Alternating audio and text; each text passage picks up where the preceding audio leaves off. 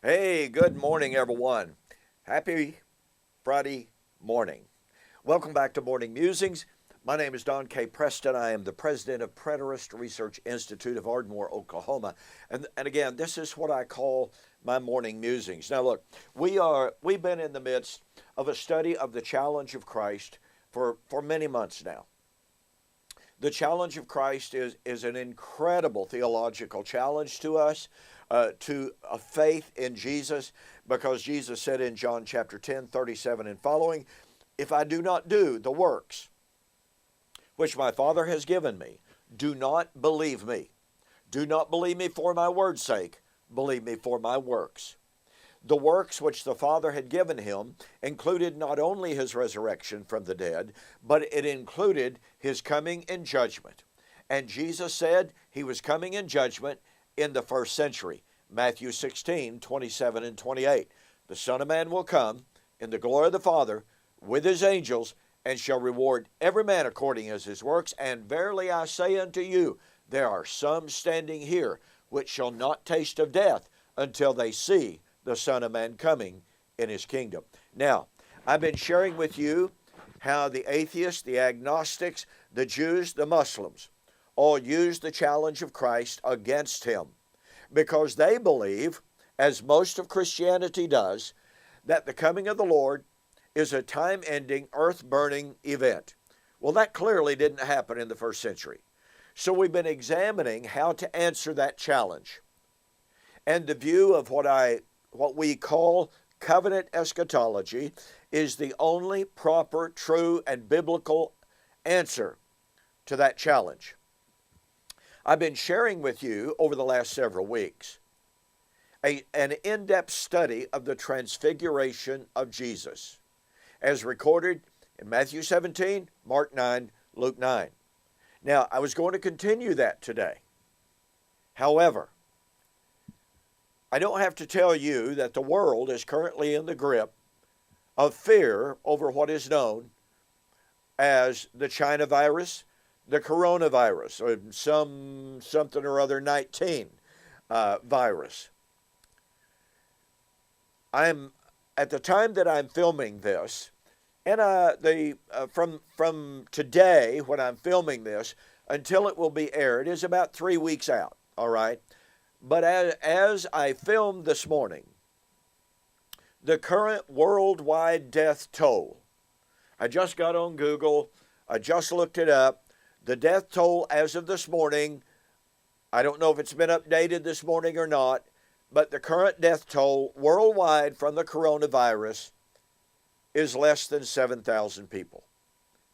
Now, is that troubling? Well, of course it's troubling.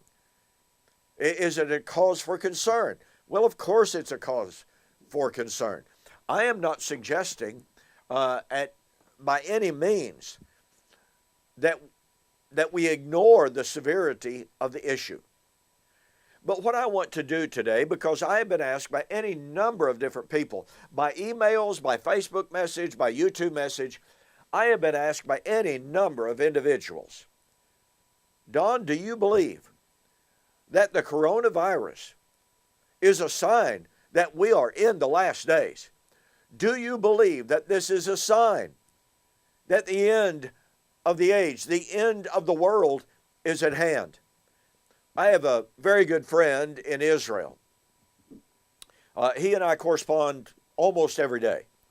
He is considered one of the top Hebrew scholars in Israel. And as we were discussing the coronavirus in our email just the other day, he was telling me that although Israel is not yet in a shutdown, I got a text from him even this morning, all right, that says about half the country of Israel is on lockdown. Stores are closed, schools are closed, even though they only have a relatively minor number of cases, confirmed cases. Great precaution is being taken.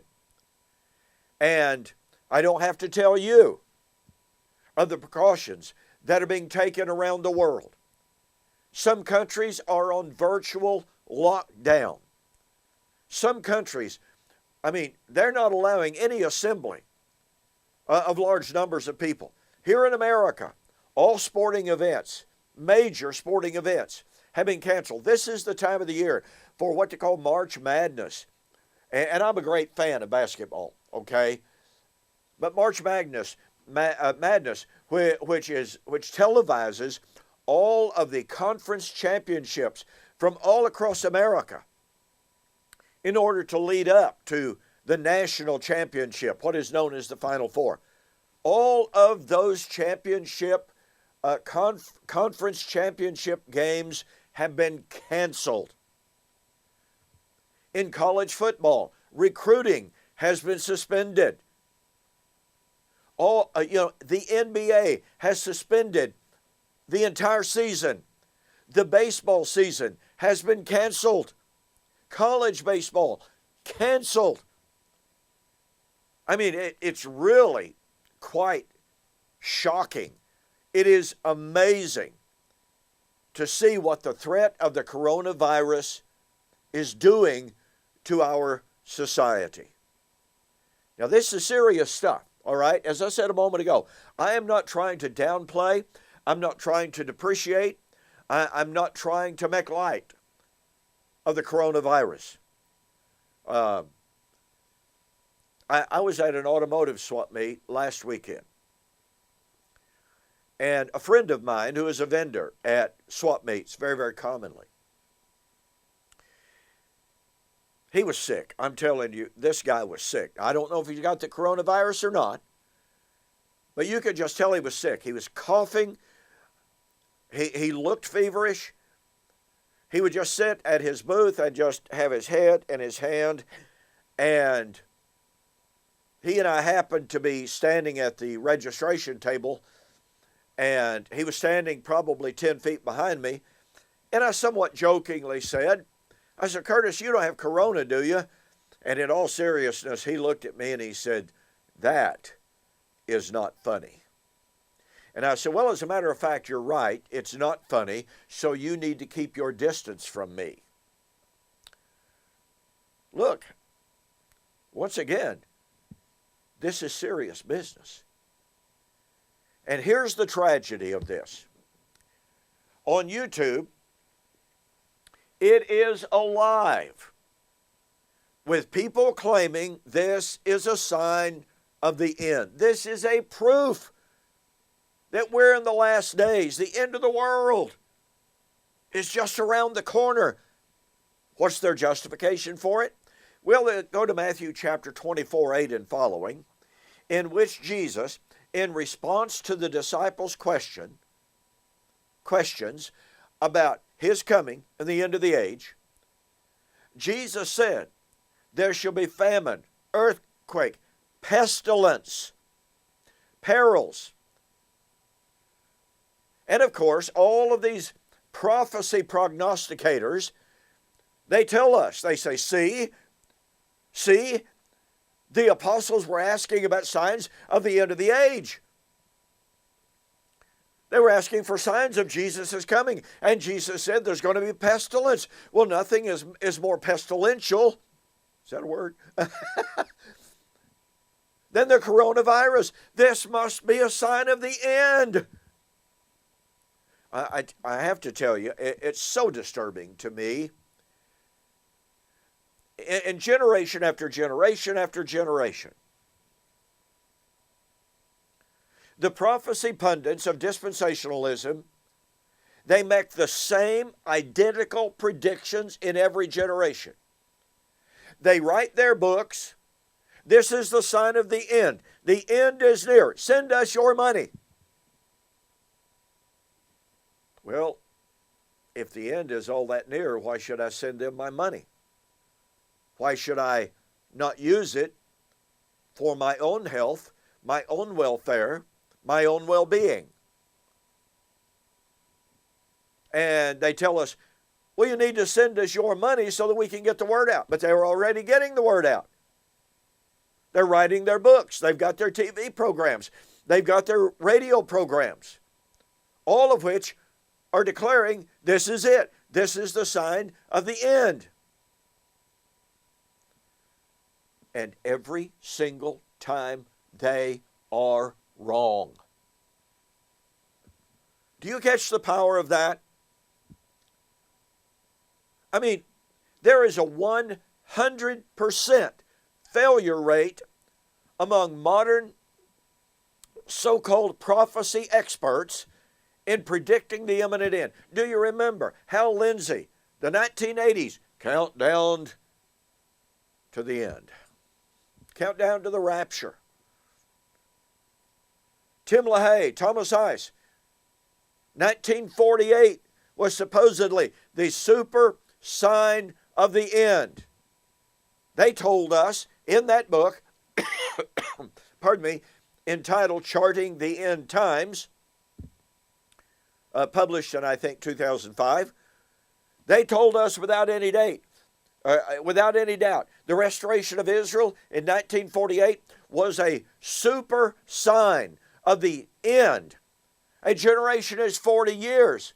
Well, let's see, 1948, 40, that's 1988. Well, something happened, didn't it? Oh, wait, nothing happened, did it? And what did John Hagee tell us just relatively recently?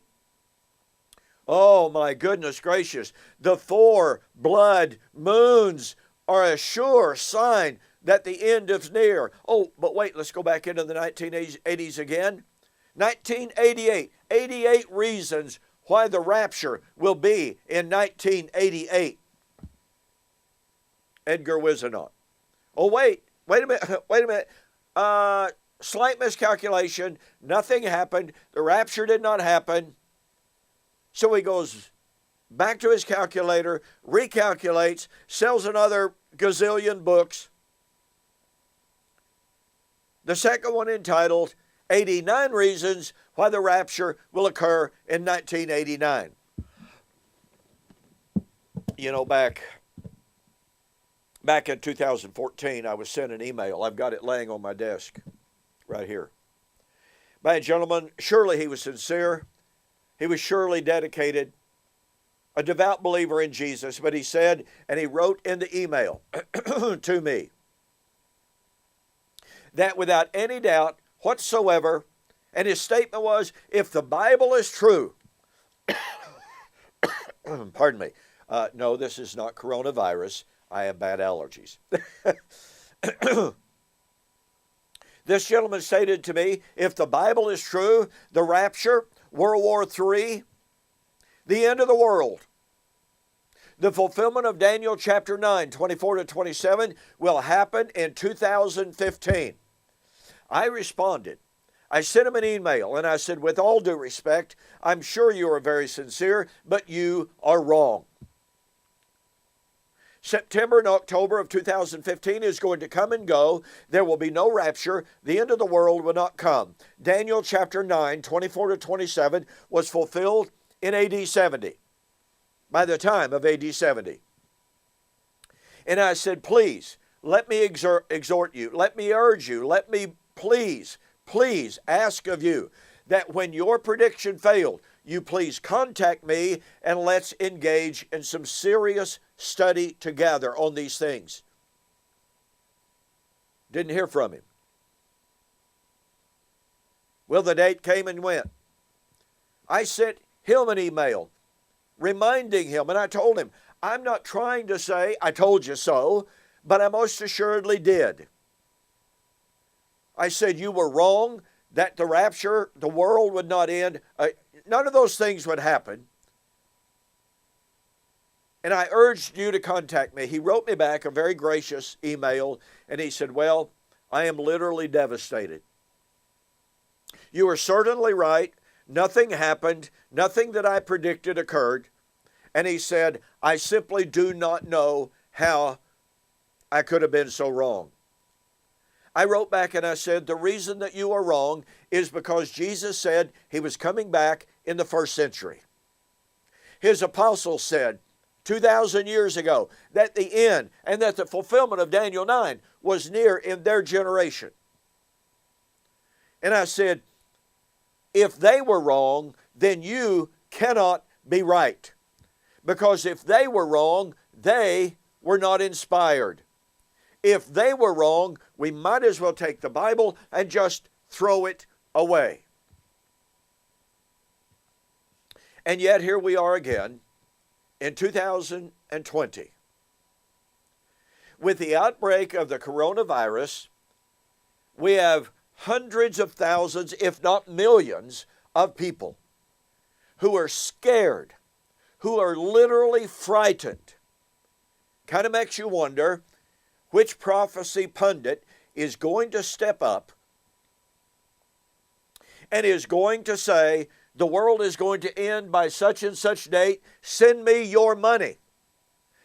And people will send them their money, perhaps to the point of bankruptcy of their own families, and nothing will happen, and that prophecy pundit will have been proven to be a false prophet, yet he will not refund one single dime. You remember Harold Camping, who predicted over and over and over the end of the world and gave one date after another, one date after another? People literally went bankrupt sending him their money. When nothing happened, he was asked by an interviewer, are you going to refund the money? He said, no, I didn't tell them to send their money.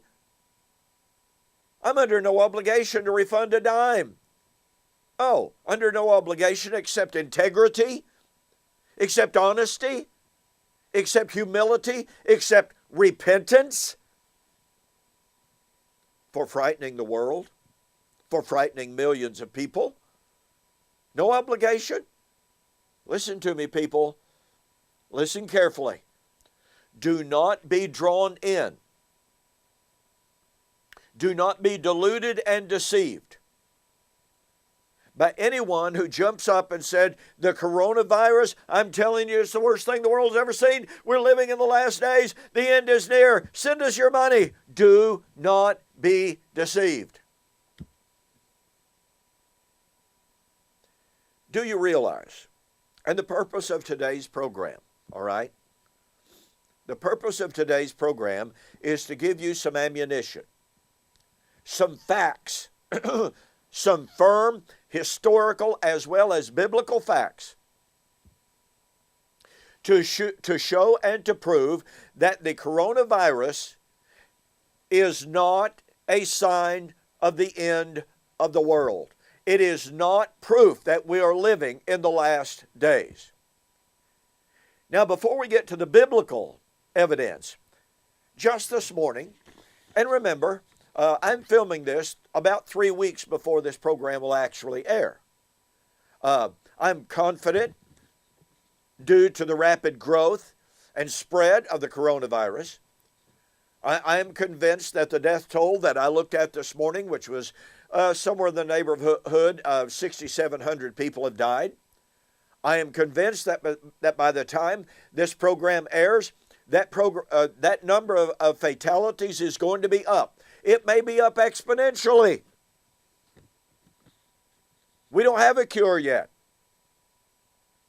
Now, the wonderful thing about it is, if there's a wonderful thing about it, is that this virus, the mortality rate is the highest among people who are older and who already have underlying health problems. Now listen, that's disturbing to me because I fly a good bit. I'm 70 years old and I have a really, really bad respiratory system. I have had double pneumonia 13 times. I have had really bad respiratory infections that did not go into double pneumonia more times than I can even count. I don't think I'm going to get on an airplane. All right now. So, all of that said, is the coronavirus going to be the worst thing that the world has ever seen? So this morning I got on Google and I typed in the worst plagues of history. And I got back a list, pardon me, a listing of the worst plagues the world has ever experienced, so far as recorded history is concerned. Let me run these down for you, okay? In 165 AD, what was known as the Antonine Plague killed, listen to me carefully, in 165 AD, the Antonine Plague killed 5 million people. And you know what? Even today, they do not know the cause of that plague. They don't even know really what it was. They just know that 5 million people died of the Antonine Plague. Then, in the 6th century, from 541 to 542 AD, they had what was called the Plague of Justinian. Guess what? Listen to me. 25 million people. Let me repeat that. 25 million people died of the Justinian Plague. 25 million. Then we come to the 14th century.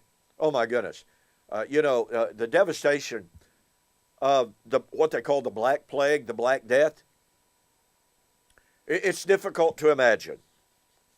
It is estimated that between 175 to 200 million people died in Europe. This was called the bubonic plague.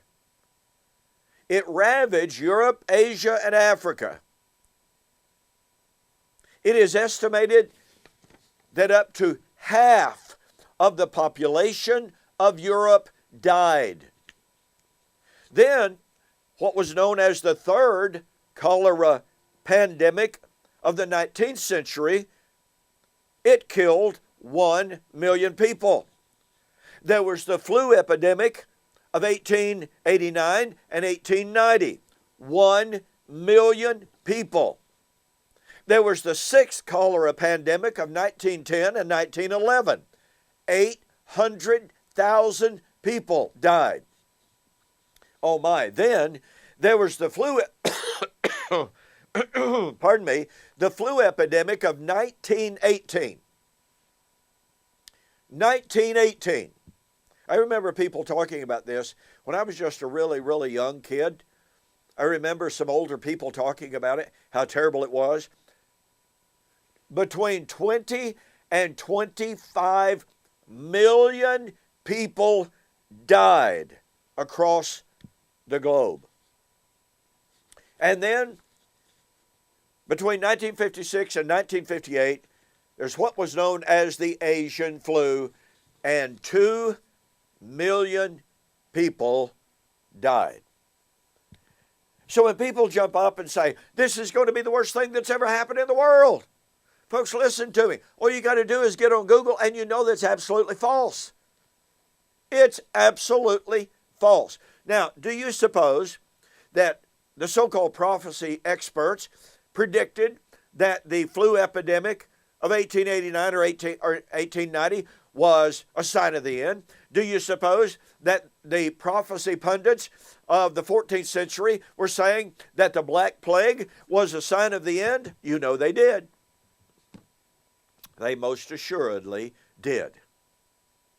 We have records of the so-called prophecy experts saying, this is it. God's wrath is against us. You know, in Matthew chapter 24, when Jesus spoke, there shall be famine, earthquake, pestilence, peril, etc. I want you to notice what Jesus said. All these, he said, are the beginning of the birth pangs. Matthew chapter 24 and verse 8. The beginning of the birth pangs. Now, he goes ahead to tell us of all of these things that were going to take place, but he said in the parallel passage of Luke 21, Mark 13, the end is not yet. Now, look, folks, even if Jesus was talking about the so-called end of the world and the end of time, he gave those events, he gave these predictions of pestilence, earthquake, etc., not as signs that the end was near, but as the beginning of the birth pangs. And again, he said the end is not near when you see those things. So once again, when you hear people jump up and say, oh, this is a sign the end of near, they are in absolute clear violation of the words of Jesus. These things must come to pass, but the end is not near. Secondly, what we have to understand, and what I've been sharing with you in all of these months that I've been with you here on NowTV, what William Bell has been sharing with you on Saturday evenings on his program, is that we are not in the last days. Listen to me very, very carefully. Jesus told his first century audience, do you remember the text? Do you remember it? Matthew 16, 27 and 28. The Son of Man will come in the glory of the Father with his angels, and shall reward every man according as his work shall be. And verily I say unto you, there are some standing here, that was 2,000 years ago, folks, who shall not taste of death until they see the Son of Man coming in his kingdom. You know what that means? Some of those people standing there in that huge multitude would not die until they saw the end of the age. They would not die until they saw the coming of the Lord. Matter of fact, Mark chapter 9, verse 1, the Greek of that text is extremely, extremely important. There are some standing here which they will not taste of death until they have seen that the kingdom had come with power and great glory. They would live until the day of the Lord. They would live through the day of the Lord. They would live beyond the day of the Lord. That was 2,000 years ago. Listen, folks, we have nothing to fear except our health from the coronavirus. Let not your heart be troubled. I'll see you next week.